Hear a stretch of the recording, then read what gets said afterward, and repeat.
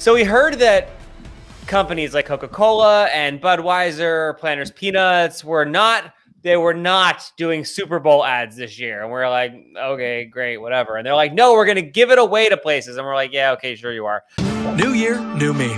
See, I died, then came back, and now I have a new perspective on life. So instead of spending millions on this nut during the big game, we're giving $5 million to the ones whose little acts of extraordinary substance make the world a better place. But then they gave it away to places and local places. Anna Valero of Hook Hall Helps joins us. How's it going? You know, it's a little crazy right now. Some would say a little nutty, Tommy. That's not joke number one. So the news is breaking that you and Hook Hall are getting $130,000 from the Planters Peanut Company. How did this all come about? And can you believe it? It's a little unbelievable. As their social media outreach to announce the grant said, they're like, you're not going to believe this. We know this sounds like a scam, but we really do need someone to call us back. Wait, they slid into your DMs? That's how Planters Peanuts did this? So, you know, they slid that in and, you know, someone called them back and then someone forwarded it to me and they're like, no, we think you maybe really should call them back.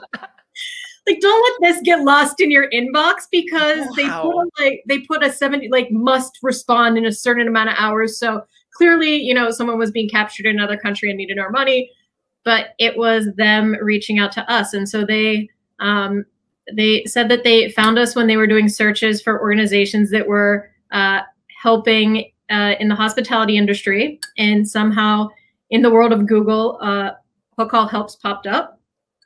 And they are gifting us $130,000 to the Workers Relief Fund to continue doing the work. That is awesome. And so what Hook Hall Helps does, I mean, I've got you here, you can explain it. I'm not going to like charity explain it to people, but you help out people in the hospitality industry who are furloughed and have lost their jobs, right?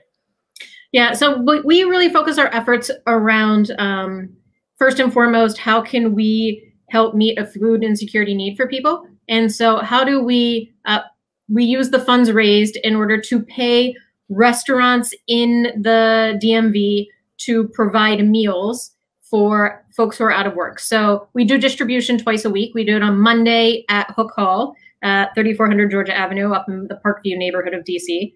And then we recently expanded in January to a second location in Virginia at the Freshman down in National Landing. And that was really in order to help meet people where they are. Our goal is always to help meet the need that exists.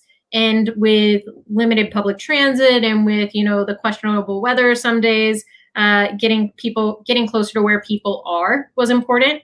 And also during those distributions, providing them with multiple days worth of meals. And so folks pick up 3 ready-made delicious meals from places in the industry, from kitchens here in DC, in great kitchens, like they ate from Colada Shop tonight.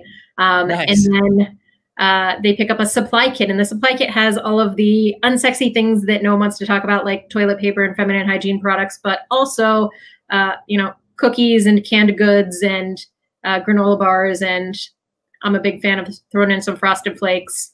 So they're great. That's not what we're talking about. We're talking about Mr. Peanut, clearly.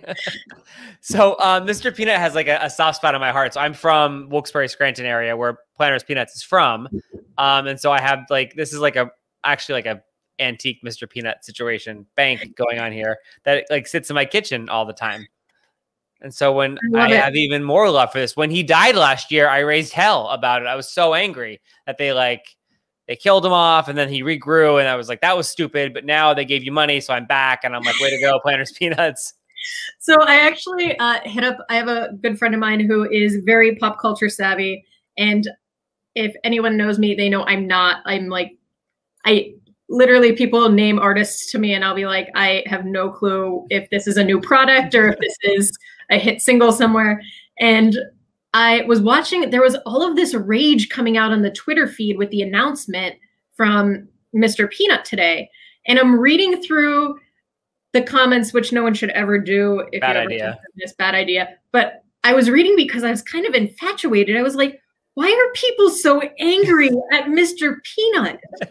To the point where I called their PR people because I am having this like moment in the back of my head where I'm like, oh my God, did I just like take some kind of blood money of some kind around peanuts? And you start to have every like bad PR nightmare like flash through your head. And she goes, so I get her on the phone and she goes, oh, no, yeah, you know, it's something that we've been working on. Apparently, there's a subsection of people in the country who think that when Mr. Peanut was killed, it caused coronavirus to happen because of the time between. So I'm just saying that wow. I'm excited that Mr. Peanut is back. His heart seems to be in the right place, and he seems to really be part of the solution now. Totally. That guy, he's helping out hospitality workers. So, and I gotta be honest with you, healthy snack. That was not even the weirdest conspiracy theory I've heard today. So accurate. $130,000 from the Peanut Man. My goodness. It's PA pride right there, Tommy. I love that. I love that. I know you're from Pittsburgh. It's the other side. We've been trying to get Pittsburgh to Ohio for like 30 years. They won't take it, but it's fine. I know you feel the same way about the East Coast of Pennsylvania. Yeah, I won't say it. And congratulations. I know the money will go to great use, and enjoy your, I guess, Planters peanuts, because that will probably be what's on the bar from now on. That's for sure. I did ask him. I was like, does this mean we get some trail mix or?